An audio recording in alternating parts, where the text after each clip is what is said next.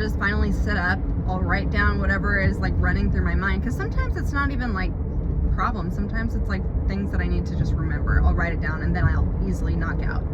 The other thing, you know, everybody has an issue with slowing down their mind and their thoughts at night. That's not just a select group of people in this world. Like, everybody has that same exact struggle.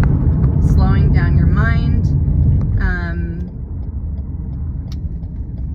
It's everyone's problem. But, you know, I have learned that it's about channeling your focus and being able to shift your focus and to, like, because I guess I can remember a long time ago, and well, when I was younger, before I started learning everything I know now, it's like I didn't really know how to shift my focus, and I also didn't have the desire to, you know, like, that wasn't really a thing to me. It wasn't something that I ever heard to do.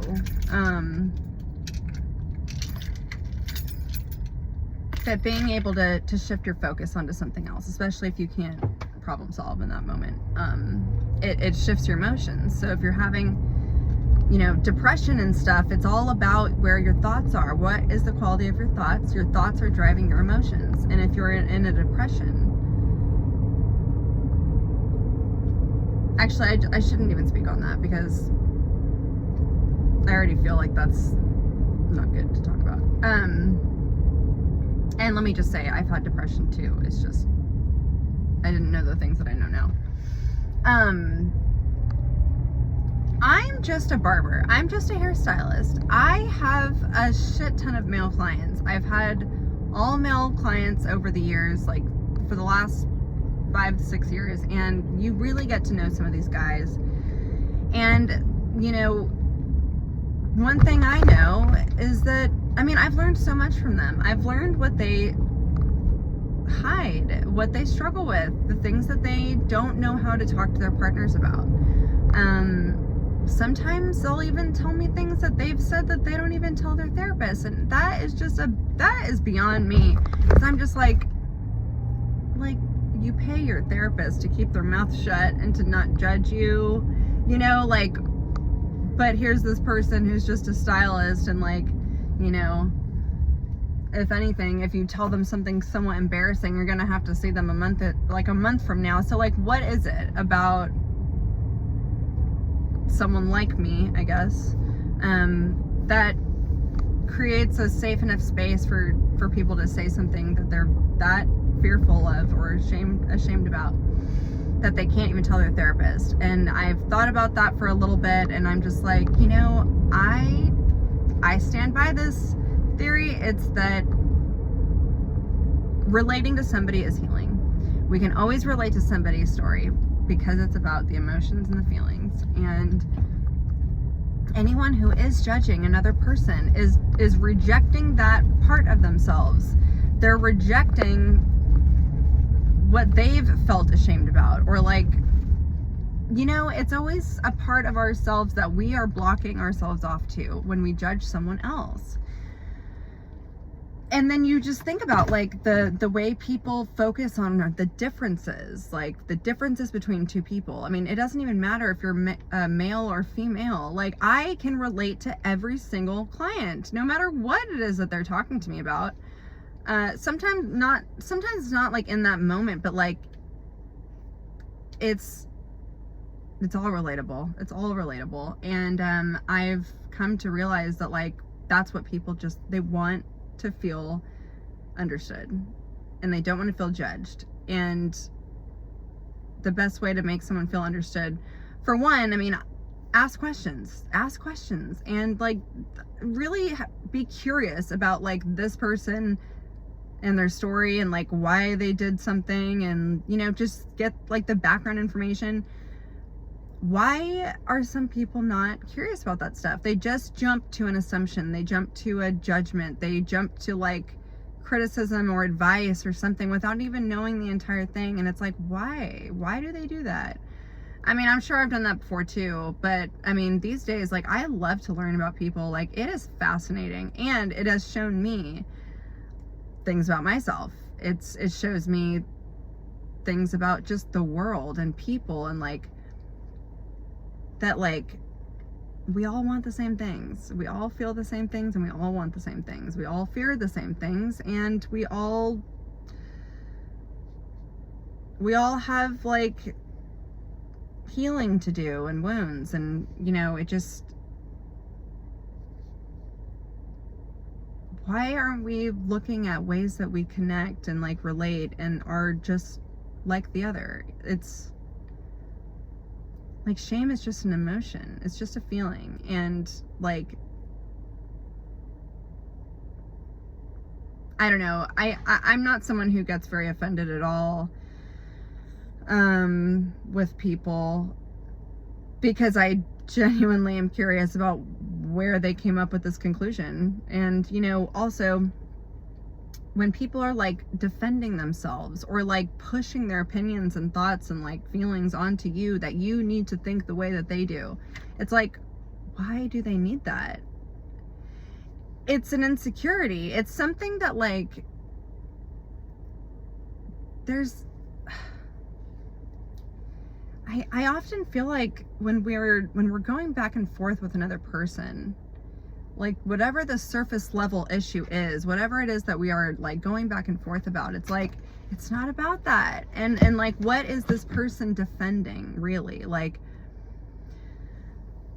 and why do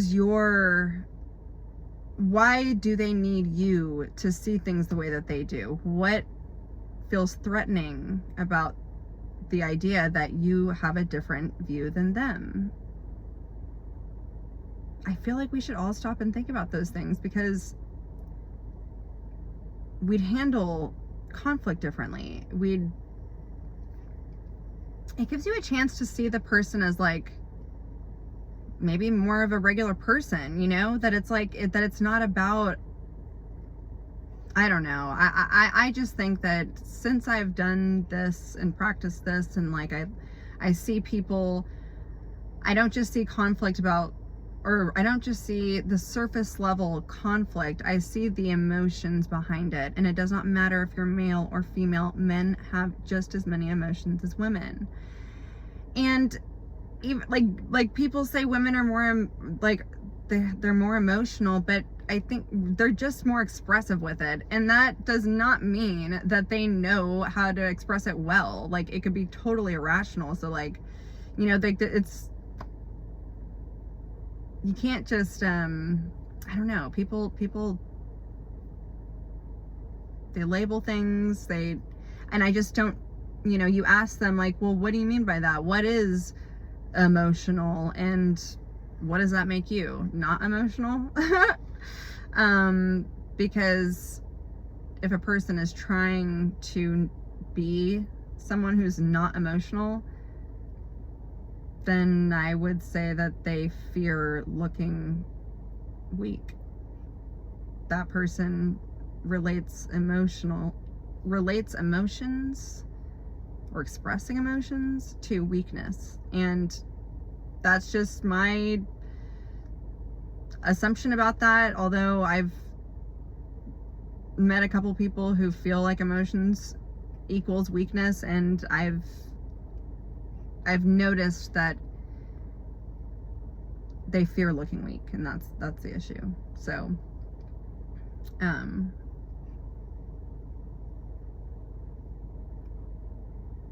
getting clarity on like what these words mean to people as well. It's like, vulnerability is a word that is really, really, really overused, and I don't even love that word anymore either, because men see that as a scary thing. They see that as a weak thing and just something for women, and women are just all emotional and irrational. And it's like, no man, like, it's, you have to be in tune with what you feel, and if you're not, then you are going to actually be irrational with a lot of the things that do make you feel a certain way, and you don't know how to like actually hash out the problem. if you're not in tune with what you're feeling, how can you figure anything out? You're just going to be blaming and shaming each other, and you're going to be seeing everything as like just a surface level issue. But you'll notice you may like have a whole fight about this like surface level issue, but it'll turn up in something else. After y'all have like handled that, it'll turn up in something else, and you'll have the exact same reaction, and then it's like the same fight. Well, it's the same fight because it's the emotional side of things that is actually causing the problem. And if you don't know what you feel, then you're never going to get to the bottom of anything. And if you're that afraid of sharing what you're feeling, or like just exploring that, it's really hard to feel loved and understood. Like, sometimes it's not about the person you're with, or your friend, or whoever you're dealing with. We often think like, this person just doesn't understand me, or like, I just can't connect with this person, or like, you know, like, it's very easy to just blame that person. But it's like, check in with yourself. Are you telling this person, like, are you letting them know what things feel for you and why it bothers you? Or are you just, you know, like pointing blame and getting mad at something that you see that they did wrong? But like, who are you to say something is wrong? I just feel like, you know, with my clients, I don't know, for some reason I'm a safe space for them, and I just wonder, I'm not sure, I just wonder if it's because I ask questions and I like have curiosity for their situation. I want to understand them better. I like to know, you know, what's beneath the surface and what happened before this happened, and like, why this and why that and things like that. And like, it actually helps people unravel their issue, the issue that they felt like they were having about this other person. But it's both people. It's always both people. So I think just the curiosity about an issue is like very, very helpful. And I also think that it just creates a safe space when I can relate to what they're feeling bad about. Or like, if I have my own short story to share, there's a reason that AA is so powerful and impactful, and it heals people. Because, you know,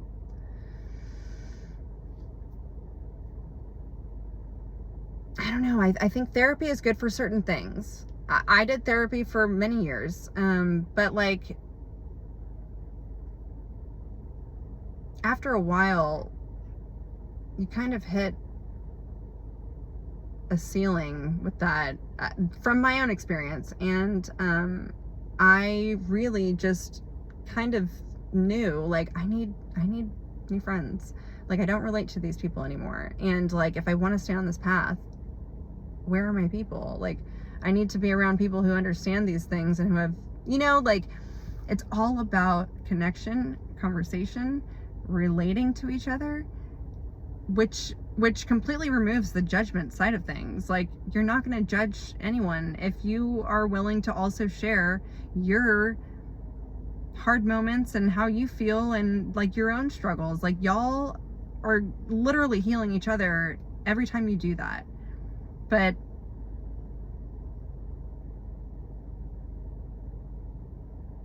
like, there's no reason to judge. There's no reason to like even point blame at anybody. There's a reason for everything. And people want to feel understood, and they want to know that like you've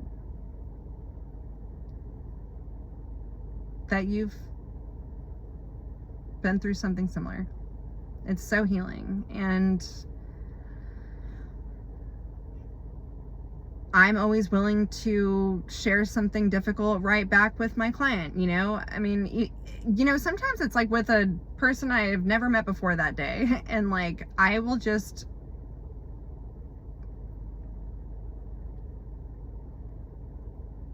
I'm not afraid to share something hard. If I feel like this person is struggling with something, or if they're like really like tight-lipped and they're all like like awkward or whatever. I mean, I rarely feel awkward too, but like I can sense those things. And you know, the moment I share something kind of hard, they will, and suddenly the rest of the service is completely different. And it's really, really cool, and I love that. I love that because it is healing for me too, and it makes you feel like you're making a small difference. And I mean, I can't tell you how many times people have told me like, wow, like I had never even talked about this before, like I don't even tell my wife this or whatever. And I'm just like, that's cool, but like I never really know why. I don't always know like what exactly makes people feel super comfortable with me. But you know, my last boyfriend thought that like, oh, they all just want to like sleep with you and they're hitting on you. And I'm like, are you kidding me? They're telling me some like crazy stuff. Like they're telling me some stuff that like they are ashamed of. It's not like, it is not, no. that is, it's scary stuff. It's stuff that's not easy for them to talk about. And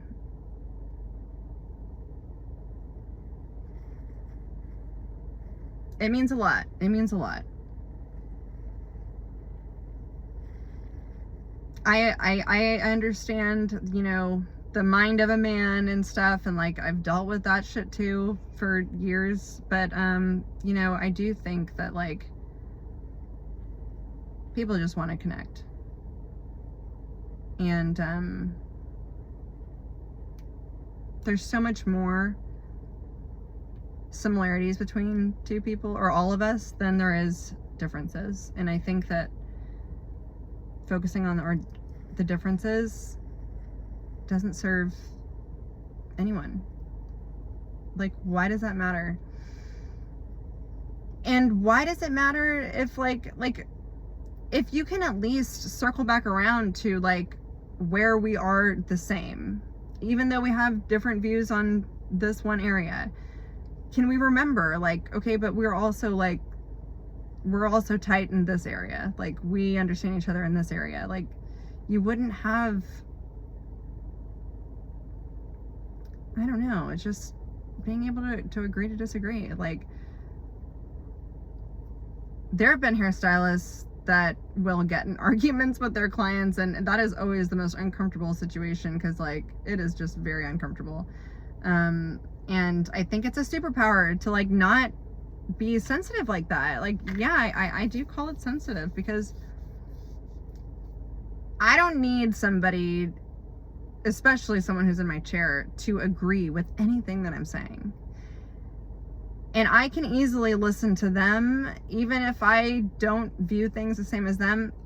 I'll get curious and I'll ask questions, and I'll look for ways that it makes sense, why they see things that way. And it is okay if they see things in their own way.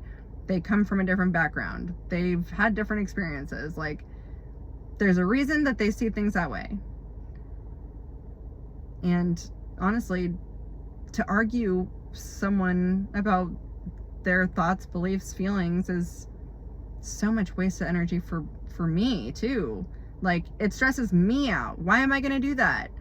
There's nothing I need to prove to this person, and why am I going to assume that I know anything more than them? That's ridiculous. Sometimes I'll just let them talk the whole time and just like entertain me with like how, you know, like sometimes it's stuff like Scientology or like things like the spaghetti monster. I had no idea what the fuck that was, and I just recently heard that one not too long ago, and I was like, you've got to be kidding me, that's not a thing. And this guy like was telling me that people worship that shit, and I'm like, what?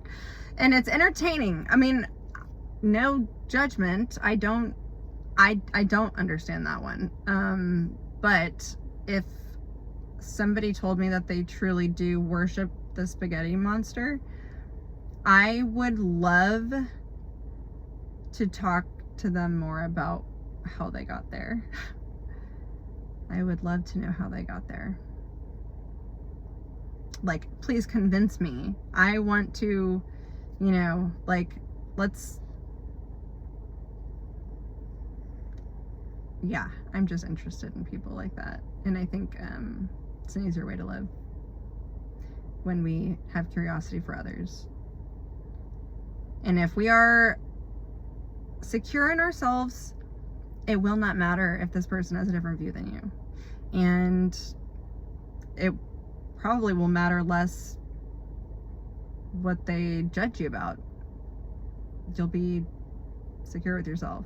And I'm sure you'll have your own people at that point who do understand you, and like, you won't be carrying the shame and guilt anymore. It's pretty powerful. It's power. It's power. Anytime we want to like defend ourselves or argue another person,